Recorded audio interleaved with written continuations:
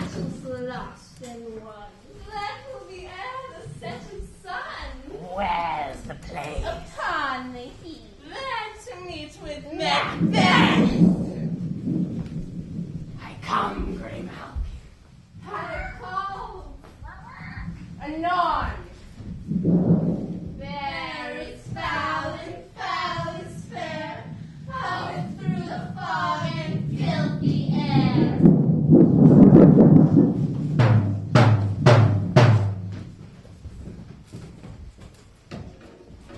What bloody man is that? He can report, as seemeth by his plight, of the revolt the new estate. This is the sergeant, who like a good and hearty soldier fought against my captivity. Hail, brave friend. Say to the king the knowledge of the broil as thou didst leave it.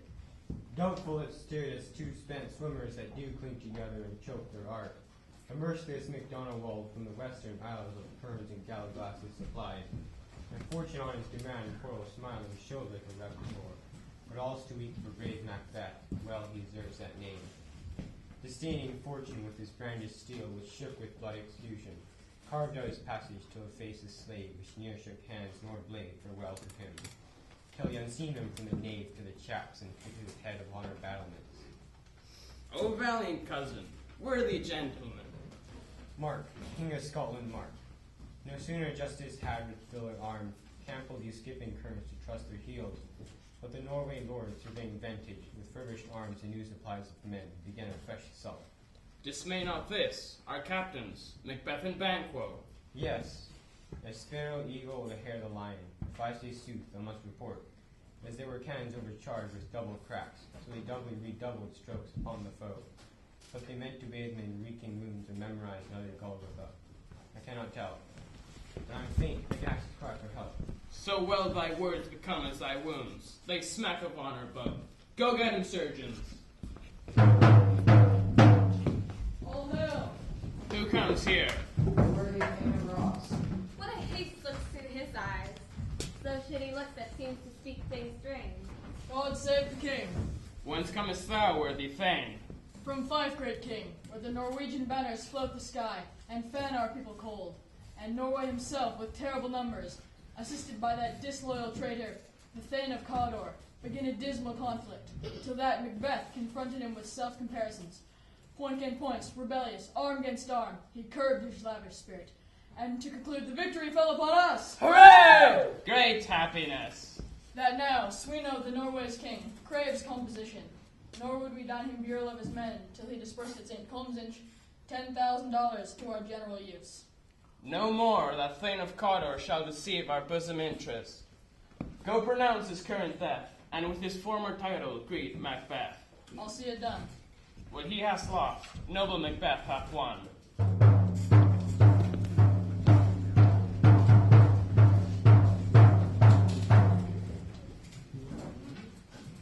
Where hast thou been, sister? Killing swine. Sister, where thou? A sailor's wife had chestnuts in her lap, and munched and munched and munched. Give me, quoth I, a right bewitched the rump-fed Ronian cried. Her husband's to Aleppo gone, master the tiger, but a sieve all in a sail, and like a rat without a tail. I'll do, and I'll do. I'll give thee a win. Thou art kind, And I another. and I myself have all the other. The very ports they know, all the waters that they know. In the shipman's guard, I shall drain him dry his head. Sleep shall neither night nor day hang upon his penthouse lid. He shall live a man's bed. Weary nights 9 times 9. He shall dwindle peak and pine. Look what I have. Show me. Here I have a pilot's thumb. Wrecked as homeward he did come. A drum, Macbeth doth come. The weird sisters hand in hand, hostess of the sea and land.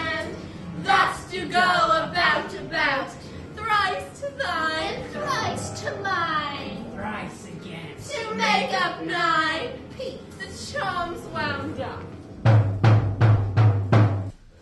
So foul and fair a day I have not seen. A forest called to forest. What are these so withered and so wild in their attire, that look not the inhabitants of the earth? And yet around, live you, or are you aught that man may question? You seem to understand me, by each at once her chalky fingers lay upon her skinny lips. You should be woman, and yet your beards forbid me to interpret that you are so. Speak if you can. What are you?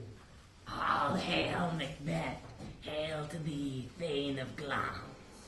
All hail Macbeth, hail to thee, Thane of Cawdor. All hail Macbeth, that shalt be king hereafter. Good sir, why do you start and seem to hear things that do sound so fair? I the name of truth, are you fantastical, or that indeed is that worthily show? My noble partner, you greet with present grace and great prediction of noble having and of royal hope, which he sings rapt withal. To me you speak not. If you can look into the seeds of time and say which grain will grow and which will not, speak then to me, who neither beg nor fear your favor nor your hate. Hail! Hail, Hail! lesser than Macbeth, yet greater. Not so happy, yet much happier. Thou shalt get kings, though thou be none. So all hail Macbeth and Banquo. Banquo and Macbeth, all hail. Stay, you imperfect speakers. Tell me more. By Sinel's death I know I am Thane of Glamis. But how of Cawdor? The Thane of Cawdor lives, a prosperous gentleman. And to be king stands not within the prospect of belief, no more than to be Cawdor. Say from whence you owe this strange intelligence, or why upon this blasted eve you stop our way with such prophetic greeting. Speak, I charge you. The earth hath bubbles as the water has, and these are of them. Whither are they vanished? Into the air, and what seemed corporal melted as breath into the wind. Would they had stayed. Were such things here as we do speak about, or have we eaten on the insane root that takes the reason prisoner? Your children shall be kings. You shall be king. And Thane of Cawdor too. Went it not so? To the self-same tune and word. Who's here? The king has happily received Macbeth and the news of thy success.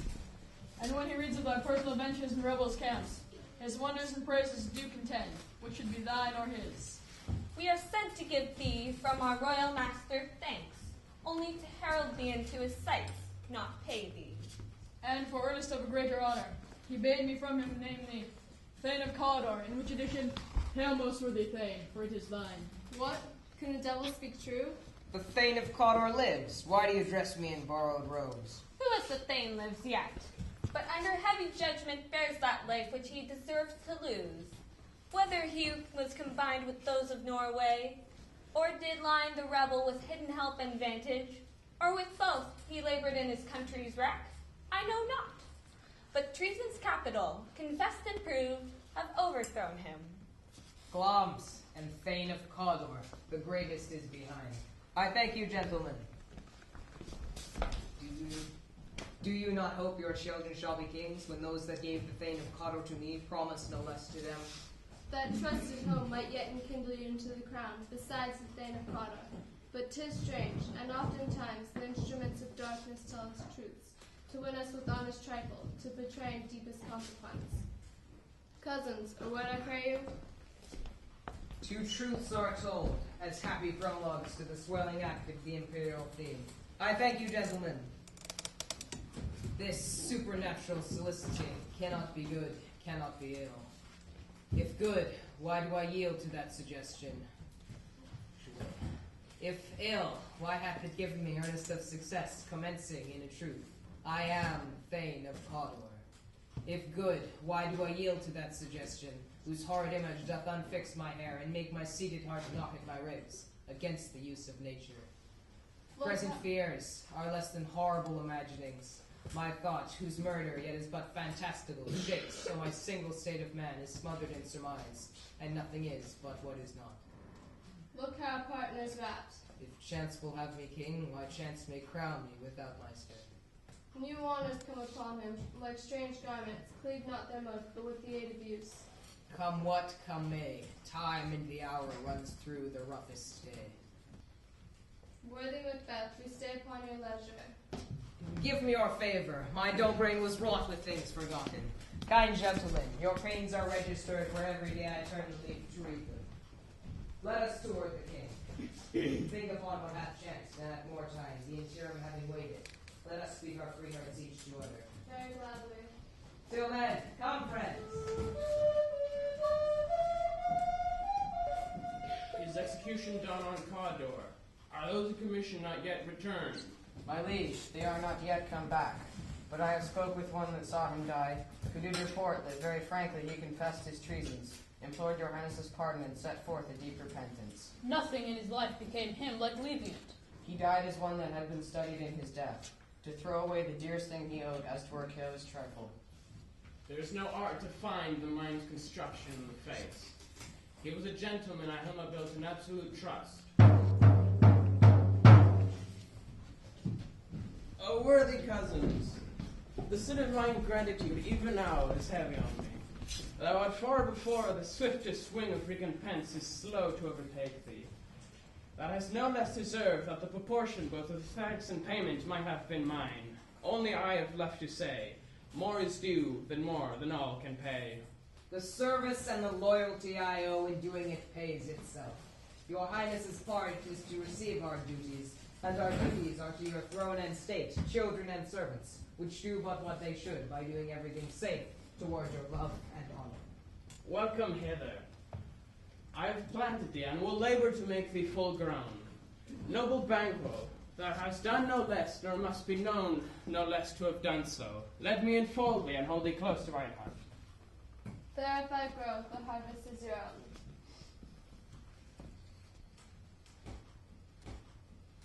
My plenteous joy, wanton and fullness seek to hide themselves in drops of sorrow. Sons, kinsmen, thanes, and those who are nearest, know we have established our state upon our eldest, Malcolm, whom we name hereafter the Prince of Cumberland. Prince of Cumberland! The Prince of Cumberland.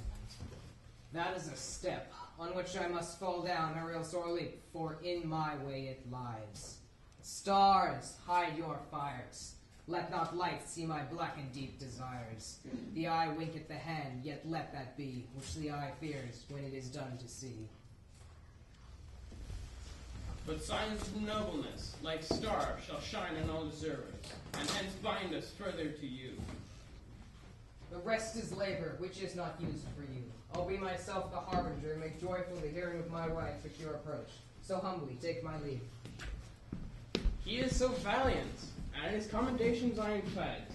It's a banquet to me, let's after him, whose care is gone before to bid us welcome. It is but a peerless kinsman.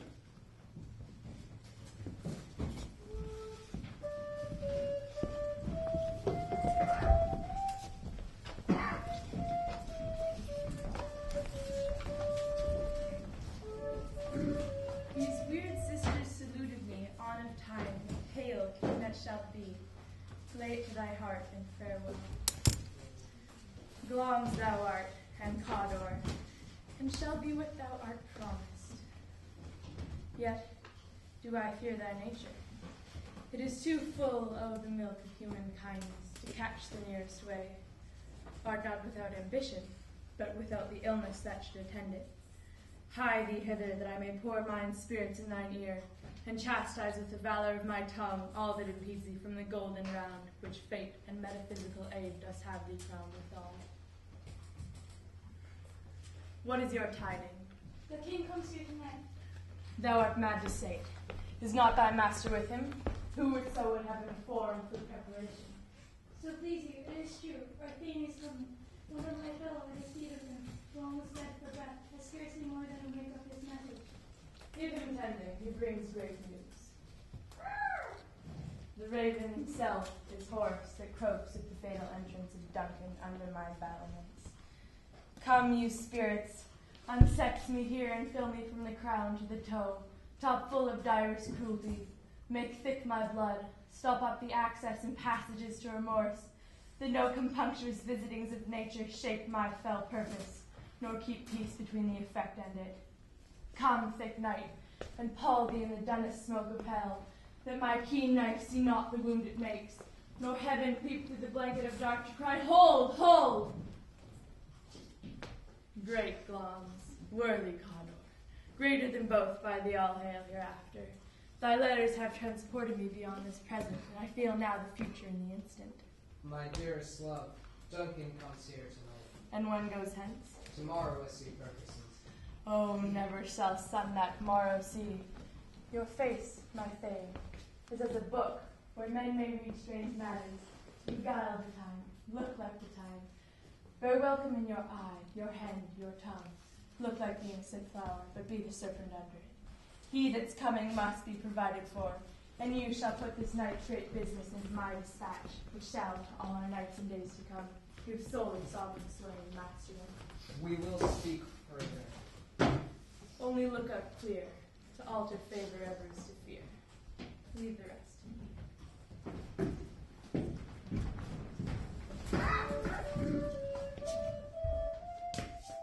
This castle hath a pleasant seat. The air, nimbly and sweet, recommends itself unto our gentle senses. This guest of summer, the temple's haunted mart that does approve, by his loved mansionry, that the heaven's breath smells wooingly here.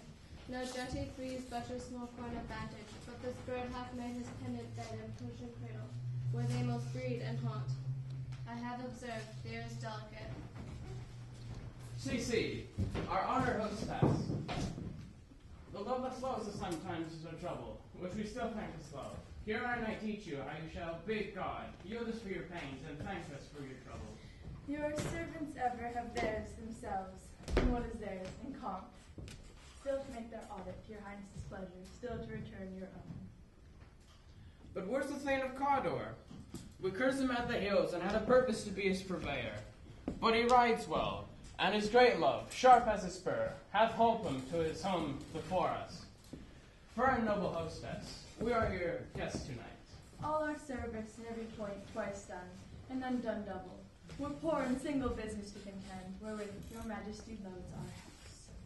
Give me your arm. Conduct me to my host. We love him highly, and will continue our verses towards him by your leave.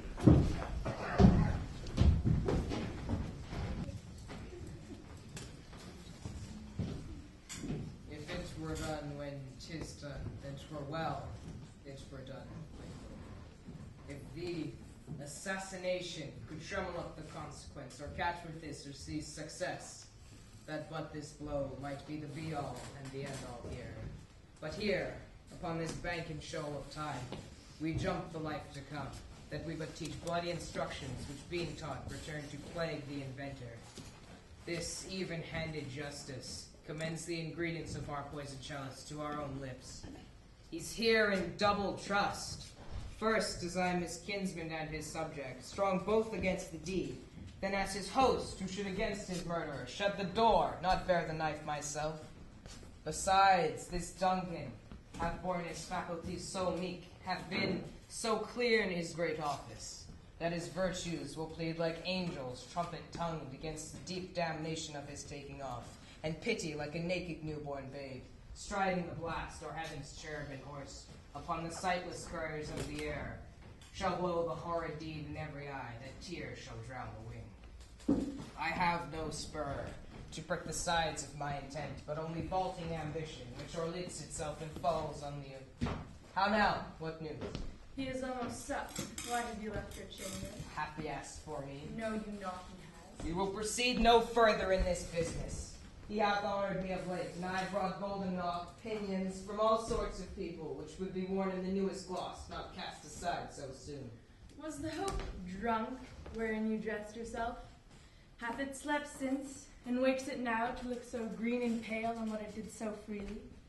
From this time such I count thy love. Art thou feared to be the same in thine own act and valor as thou art in desire? Wouldst thou have that which thou esteemest, and live a coward in thine own esteem, letting I dare not wait upon I would? Prithee, peace! I dare do all that may become a man, who dares do more is none. What beast was then that made you break this enterprise to me? When you durst do it, then you were a man. and to be much more than what you were, you would be so much more than man. Nor time nor place did then I the earth, and yet you would make both. They have made themselves, and their fitness now does unmake you. We should fail. We fail. But screw your courage to the sticking place, and will not fail. When Duncan is asleep, whereto the rather shall his day's hard journey soundly invite him. His 2 chamberlains will I with wine and wassail, so convince that memory. The warder of the brain shall be a fume and a receipt of reason, a limb back only. When in swinish sleep their drenched natures lies in death, what cannot you and I perform upon the unguarded Duncan? Bring forth men children only, for thy undaunted metal should compose nothing but males. Will it not be received when we have marked with blood those sleepy 2 of his own chamber, and use their very daggers that they have done? Who dares receive it other, as we shall make our griefs and clamor roar upon his death? I am settled and bend up, each corporal agent to this terrible feat. Away and mock the time with fairer show. False face must hide what the false heart doth know.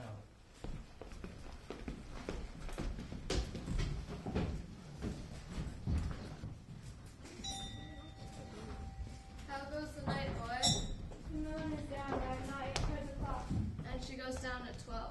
I take it 'tis later, sir. Hold, take my sword. There's husbandry in heaven. The candles are all out.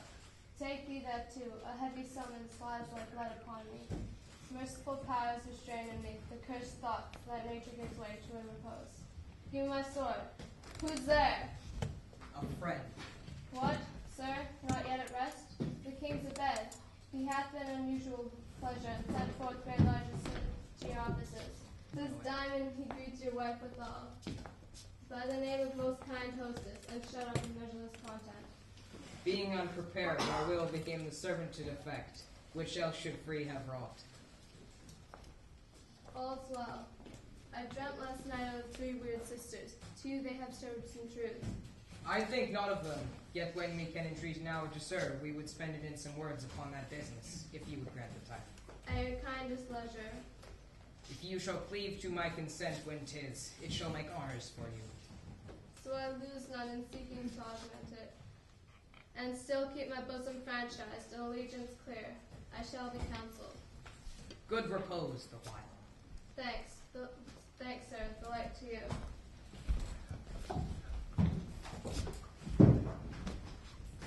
Go bid thy mistress when my drink is ready. She strike upon the bell. Get thee to bed.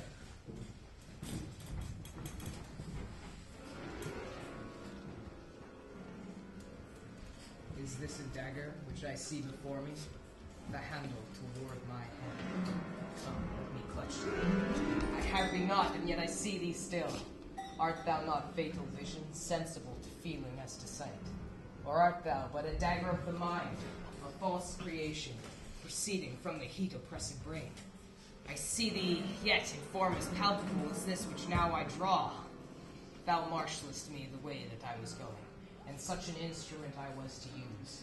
Mine eyes are made the fools of the other senses, or else with all the rest. I see thee still, and on thy blade in dudgeon gouts of blood, which was not so before. There's no such thing. It is the bloody business which informs us to mine eyes. Thou sure, in firm set earth, hear not my steps which way they walk, for fear thy very stones prate of my whereabout. Whilst I threat, he lives. Words to the heat of deeds too cold breath gives. I go, and it is done. The bell invites me. Hear it not, Duncan, for it is a knell that summons thee to heaven or to hell.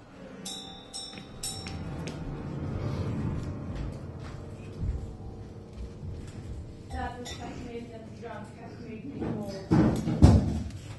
That which hath quenched them hath given me fire. Hark! Peace. It was the owl that shrieked. He is about it. The doors are open, and the defeated grooms do mock their charges with snores. I have drugged their possets, and death and nature do contend about them, whether they live or die. Who's there? What ho? Alack! I am afeard they have awakened, and 'tis not done. The attempt not to do confounds us. Hark! I laid their daggers ready. He could not miss him.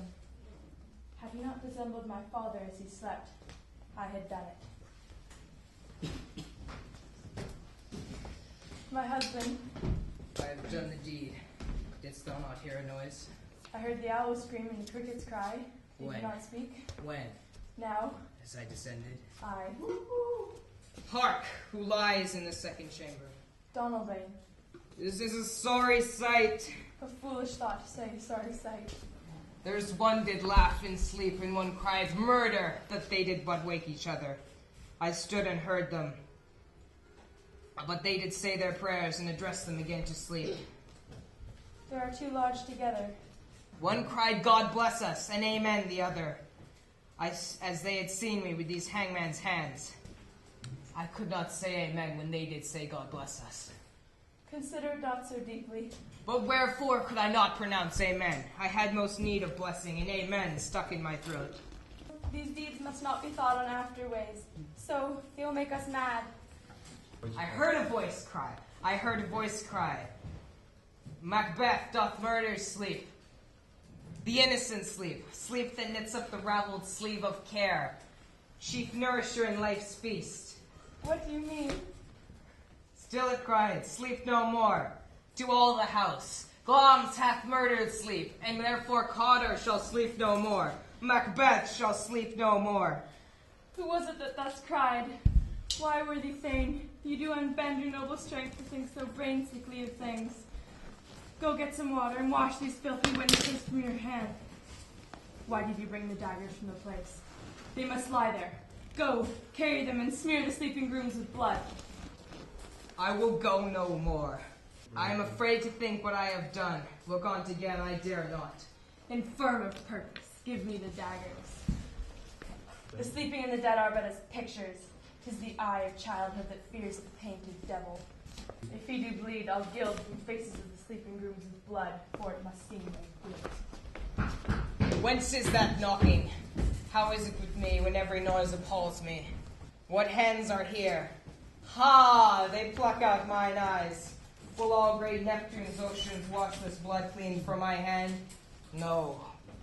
This my hand will rather the multitudinous seas incarnadine, making the green one red. My hands are of your color, yet I shame to wear a heart so white. I hear knocking at the south entry. Retire we to our chamber.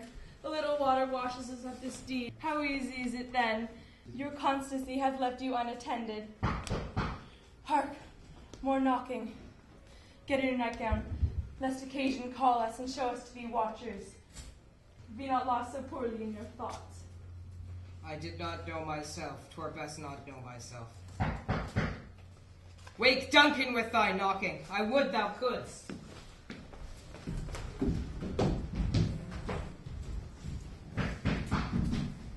Here's a knocking indeed.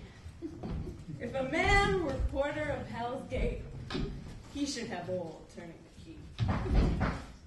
Knock, knock, knock. Who are there? Name of Beelzebub.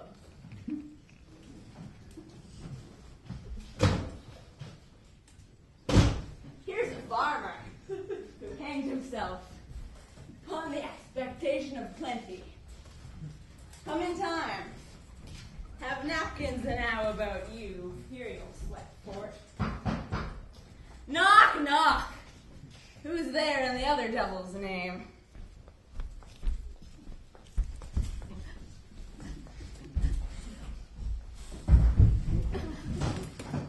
Hey! Here's an equivocator who could swear in both scales against either scale. Who committed treason enough for God's sake, yet could not equivocate to heaven. Come in, equivocator. Knock, knock, knock!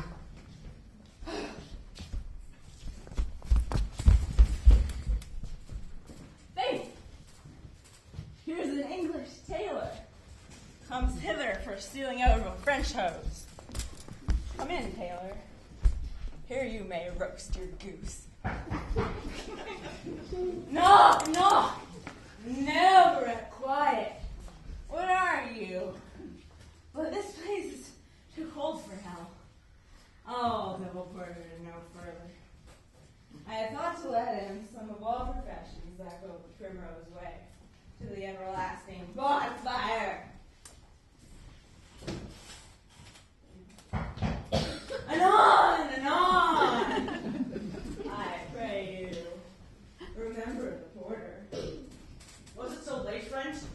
much bed that you do lie so late?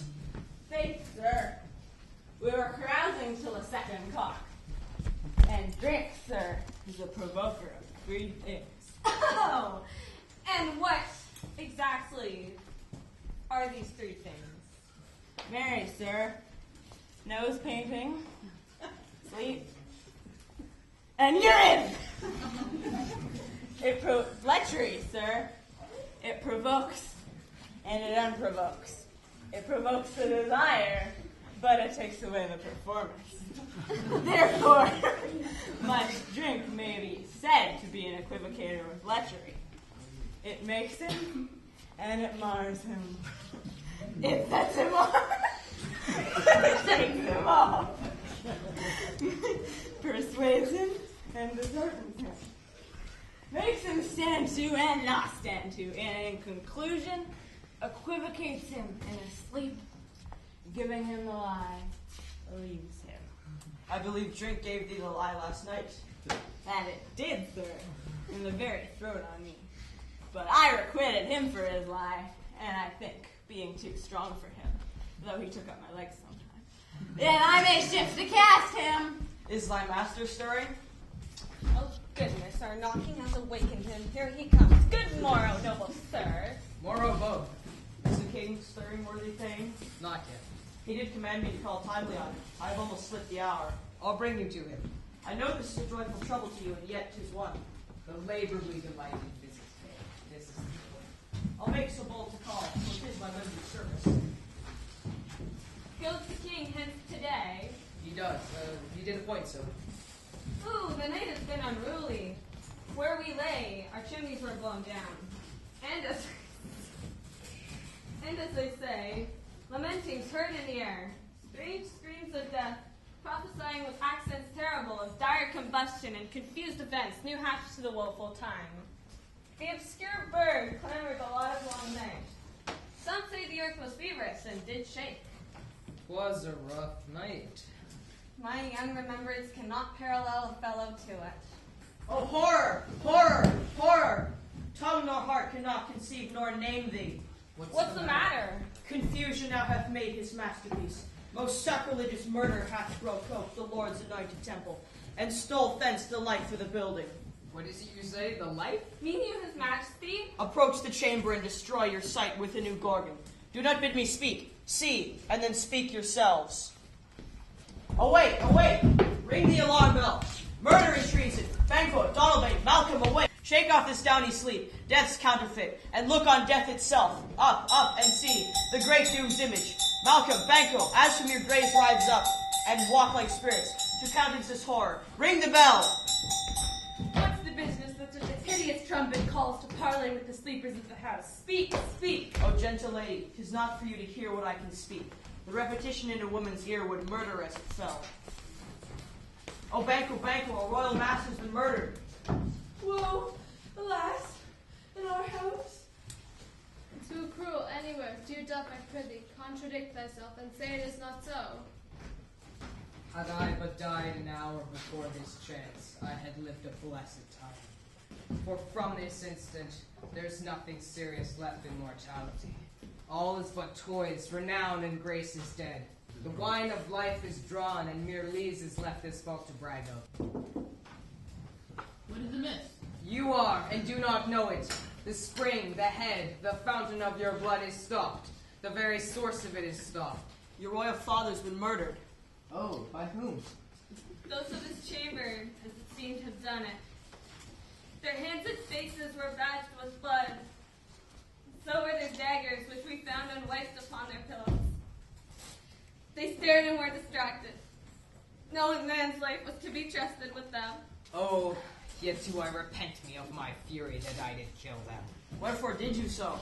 Who can be wise, amazed, tempered and furious, loyal and neutral in a moment? No man. The expedition of my violent love outrun the pause of reason. Here lay Duncan, his silver skin laced with his golden blood, and his gashed stabs looked like a breach in nature for ruin's wasteful entrance. There, the murderers steeped in the colors of their trade. Who could refrain that had a heart to love, and in that heart courage to make love known? Help me, I'm so... Look to the lady. Why do we hold our tongues that most may claim this argument for ours? What should be spoken here? Where our fate should be hidden in the Argo-hole. May Russians see us. Let's away. Our tears are not yet bruised. Nor our strong sorrow upon the foot of motion. Look to the lady. And when we have our naked frailties hid, that suffering is spoken, let us meet to question this most bloody piece of work. Fears and scruples shake us. In the great hand of God we stand. Thence against the undivulged pretense I fight of treasonous malice. And so do I. So all. Let's briefly put on manly readiness and meet in the hall together. Well contended. What will you do? Let's not consort with them.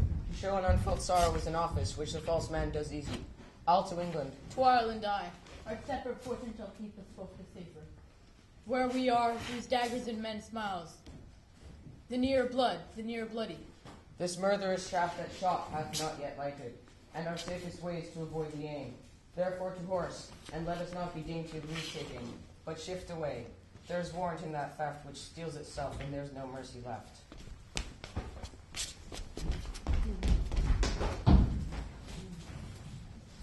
210 I can remember well.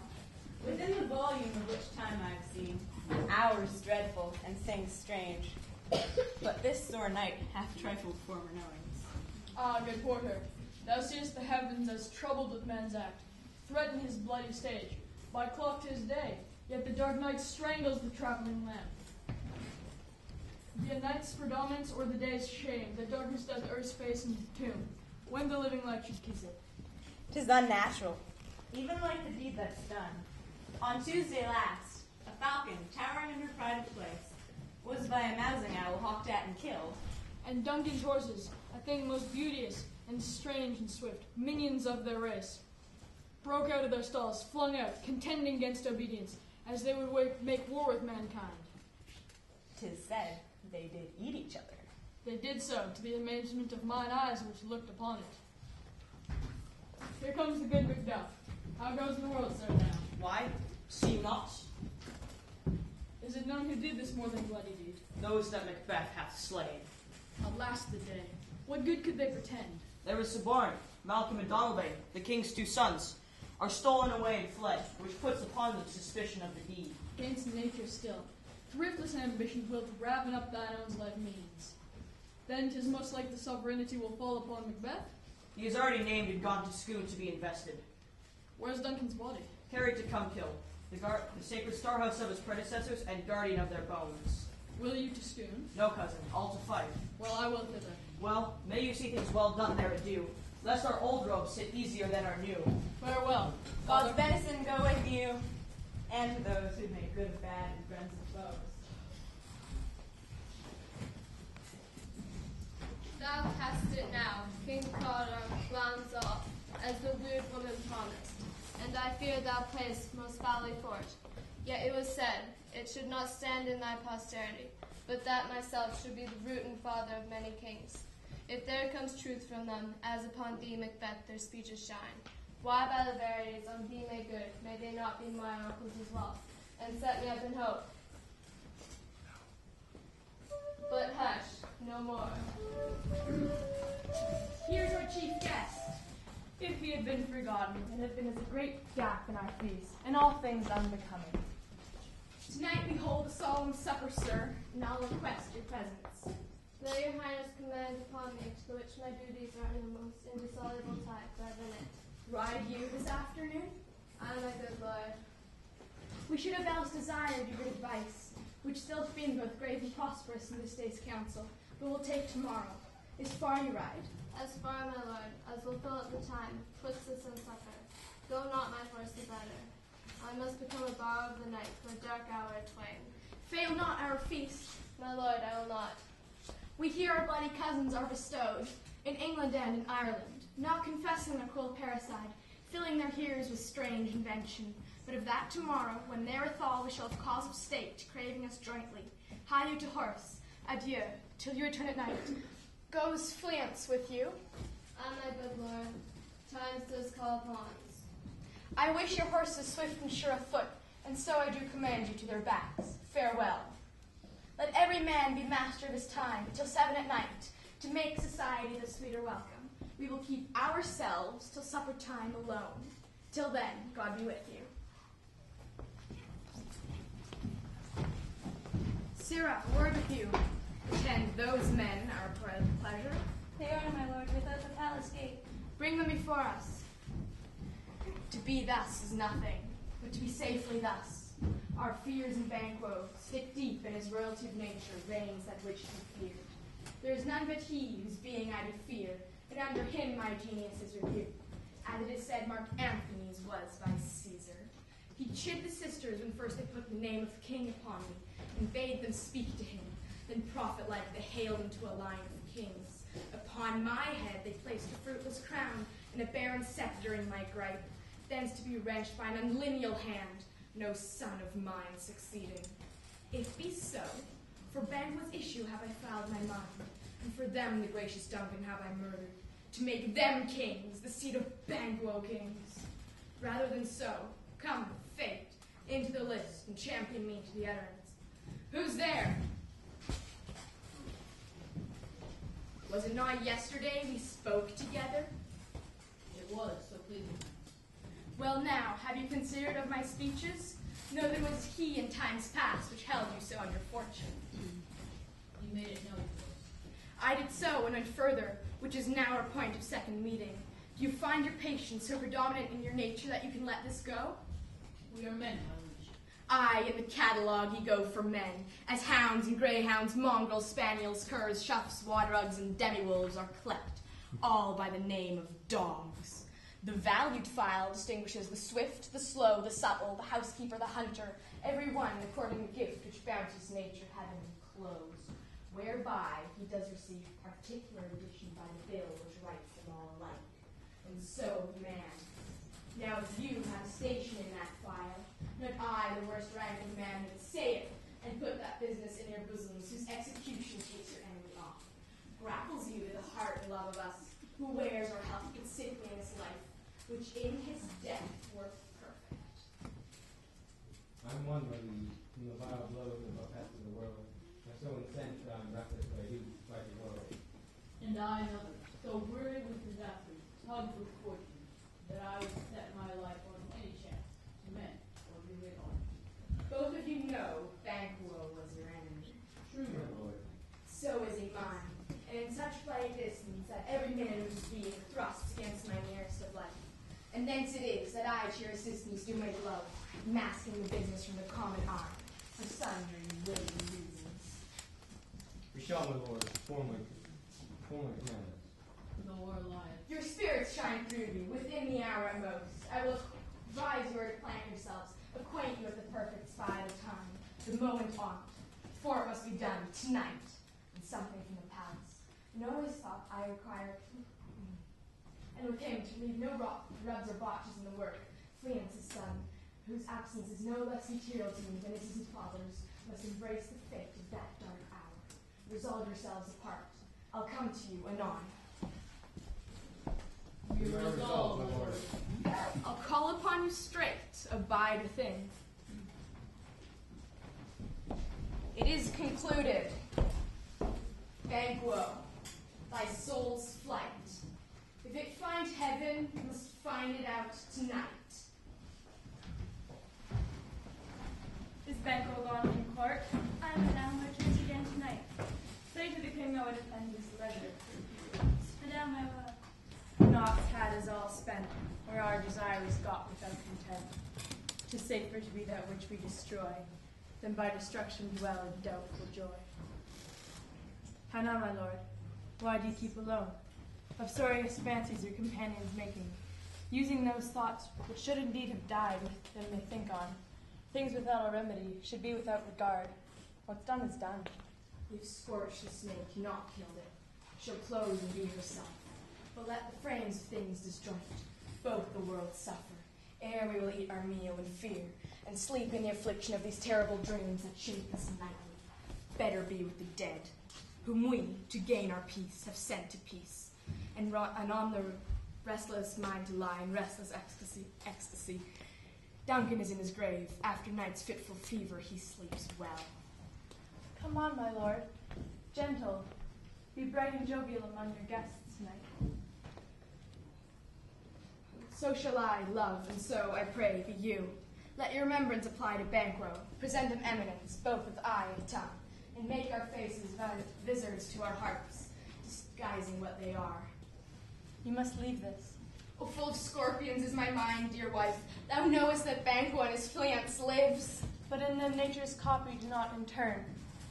There's comfort yet, they are assailable, and then be thou jocund. Ere the bat hath flown its cloistered flight, there shall be done a deed of dreadful note. What's to be done? Be innocent of the knowledge, dearest Chuck, till thou applaud the deed. Come, sealing night, scarf up the tender eye of pitiful day. Thou marvelest at my words, but hold thee still. Things bad begun make strong themselves by ill. So prithee, go with me.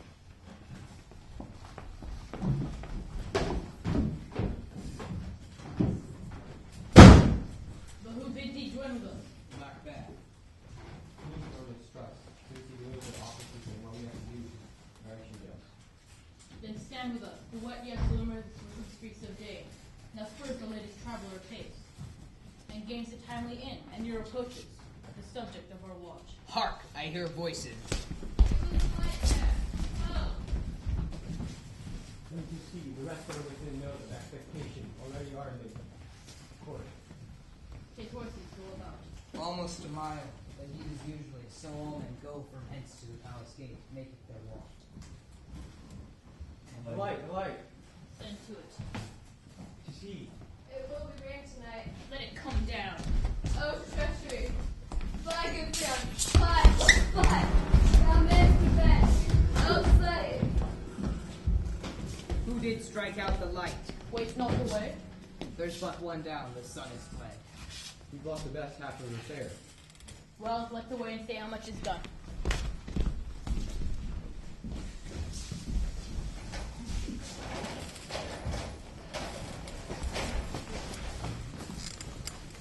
You know your own grave. Sit down, and first and last, the hearty welcome.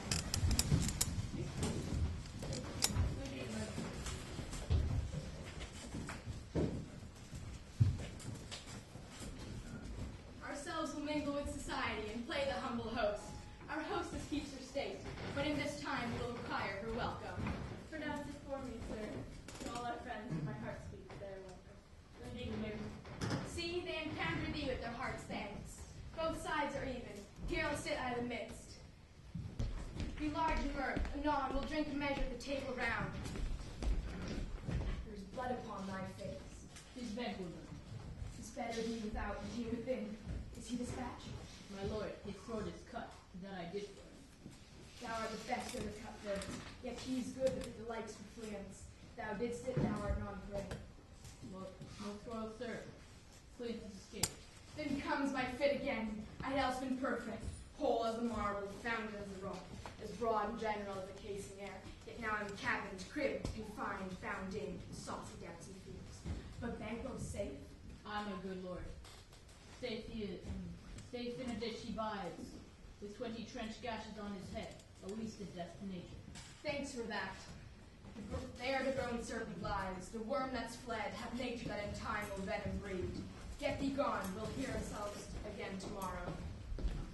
My lord, do not give the cheer. The fever back at home. Commence the sauce mead ceremony. Meeting were bare with us. Sweet remembrance, sir. Now good digestion, wait on appetite, and health on both. Our duties then the pledge. May it please your highness sit. Here have we now our country's honor roofed, where we blessed with the grace of Banquo present, which you were here. His absence still has blame upon his promise. Please your highness to grace us with royalty. The table's full. Here is a place reserved, sir. Where? Here, my good lord. What is that news, your highness? Which of you have done this? What, my good lord? Thou canst not say I did it. Never shake thy gory locks at me. Sit, worthy friends. My lord is often thus. It has been from his youth. The fit is momentary. Upon a thought, living on the land. With much humility, We shall assemble Are you a man? I am a bold one, that dare look upon which might appall the devil. Oh, proper stuff. This is the very painting of your fear. This is the air-drawn dagger which you said by me was done with. Oh, these flaws and starts, impostors true here, will well become a woman's story and a winter's fire authorized by her granddad. Why do you make such faces? When all is done, you look put on a stool. Prithee, see there, behold, look, lo! Charnel houses our graves must set, those that we buried back. Our monuments shall be the maws of kites. What? Quite unmanly folly. I stand here, I saw him. Fie for shame. Blood hath been shed ere now, I the golden time. My worthy lord, noble friends do laugh you. I do forget. Do not muse at me, my most worthy friends. I have a strange infirmity that is nothing to those that know me. Come, love and health to all. We'll drink to the general joy of the whole table. And to our dear friend Banquo, whom we miss. Would he were here. To all in him we thirst, and all to all. Our duties are in the pledge. Avaunt and quit my sight. Let the earth hide thee. Thy bones are marrow, lest thy blood is cold. Thou hast no speculation in those eyes that thou dost glare with. Think of this, good peers, but as being his custom. 'Tis no other. Only it spoils the pleasure of the time. Hence, horrible shadow, unreal mockery, hence! Why so? Being gone, I am a man again. Pray you, sit still. You have displaced the mirth, broke the good meeting, with most admired disorder. Can such things be, and overcome us like a summer's cloud? You make me strange, even to the disposition that I owe, when now I think you can behold such sights and keep the natural ruby to your cheeks, when mine is blanched with fear. What sights, my lord? Pray you, speak not. He goes worse and worse. Stand not upon the order for your going, but go at once.